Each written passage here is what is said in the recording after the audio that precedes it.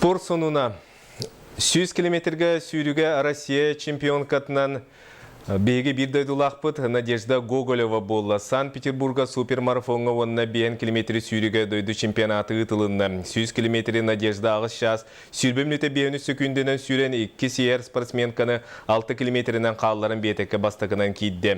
2 күміс мәтәлі 1 километрге 4 час 2 минут өтеден 9 секунды көддірілі Сардана Варфоломеева ағылды.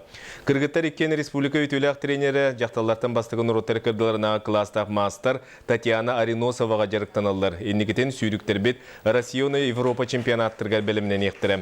Маны сәргі Надежда Гоголева, Саргалана Неустроева, Семен Дедюкин 100 километрге команданан бастақы местені ұллылар. 1 километр главный куча бат международный тугунан испитим. Международный нормативынан испитим.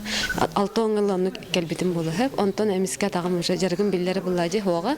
Ана тахпар огуста маттоктан массажта жибитим. Адагым камал буда.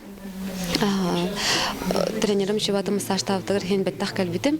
Онтан емек ғарғыр. Ол күрді қатан чапчайветағым, оннық финиш тавдым.